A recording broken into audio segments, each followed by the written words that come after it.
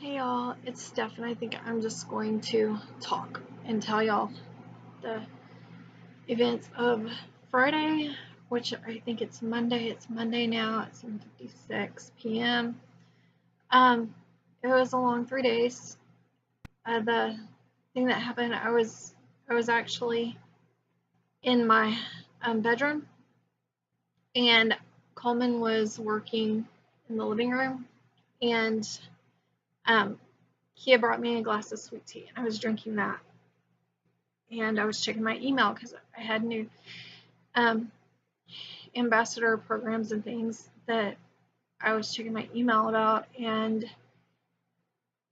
it was hot, so I sent him a text, and I said it's hot and sticky in here, and he said something about like he said, I'm sorry, I'll go get the air conditioner, but I want you to go, or I have a call at 1 and a call at 5, and I want you to go to DCU with me to drop off books. And I don't like going up there. I don't like going into Fort Worth or anything. And I know he knew that. So I just didn't respond to the text. I was going to let him just come in and tell me that he'd go by himself. So I was just in the bedroom, and I didn't hear any knock on the door. I didn't hear any doorbell or anything. I didn't hear anything, but Sam came into my bedroom and said, the cops want to talk to you. And I started laughing because I thought he was kidding. He kids a lot. So I laughed. I was like, whatever. And then he said, no, the cops from in the kitchen, they want to see you. Why? Of course, he didn't know he's 14. So he was like, I said, tell them I got to get dressed because I was wearing PJs and I did not want to go and talk to the cops in my PJs. So I changed into regular clothes and I start walking, towards the door, and I see by the door we had this little shelf and Coleman's glasses and his wallet and stuff were on that shelf. And in front of the shelf was a police officer in a vest. There was a police officer over here and he had on a vest. And then there was a police officer who walked outside and he closed the door and it said SWAT on his arm.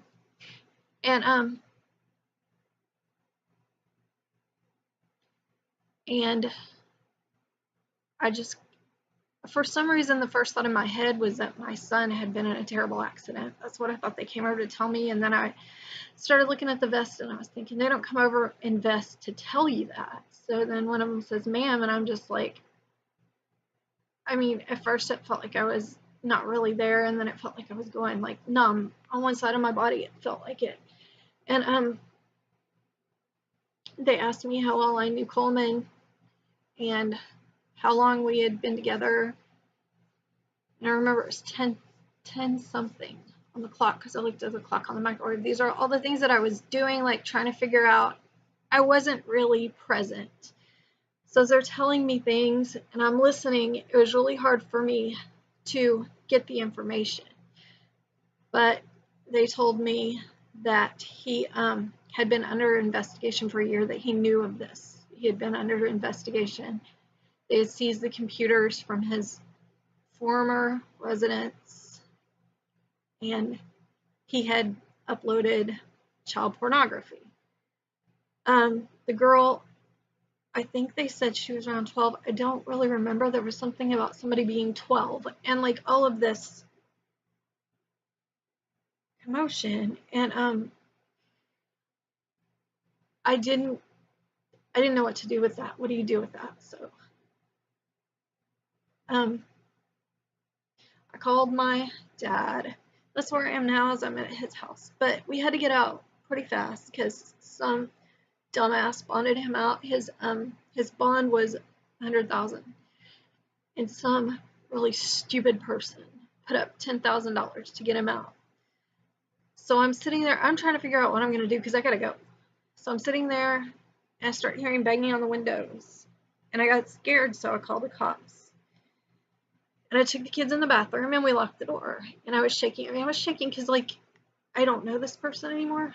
It was a really scary situation. So I have the kids in the bathroom and I'm on the phone. I'm not on the phone with the 911 people I'm talking to, like the dispatch. I called the police department and they sent someone out. And what came of that was that they said that it was his house. He could be around children under 17 in his house without being supervised, which I don't understand. So they told me that I needed to get a bag and go. And I was thinking, this is my stuff. This is my everything. And my kids' everything is here. And so he said that that was my best option. And I said, I can be out of here by Monday if I can just, because my dad's out of town, because my dad wasn't in town, in his town. And the police officer talked to Coleman, and he said that he would leave me alone until Monday. So we packed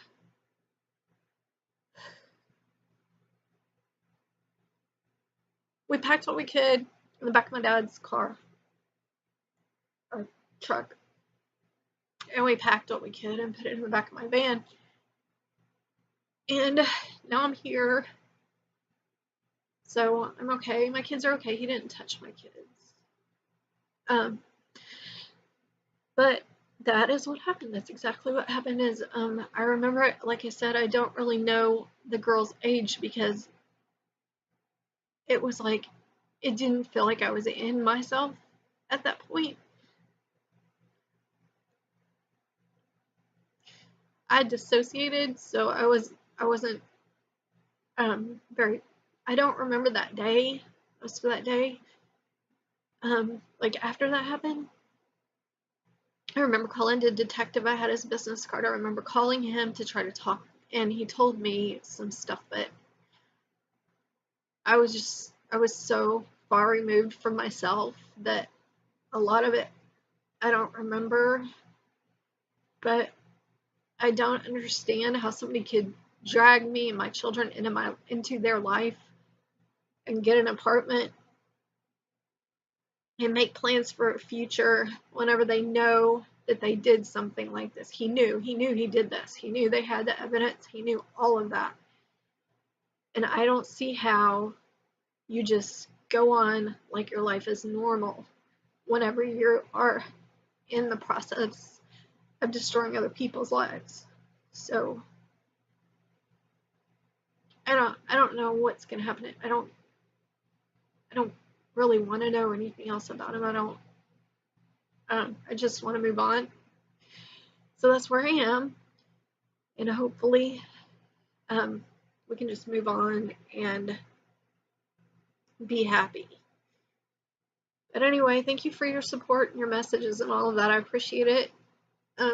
Much love to you guys. Bye bye.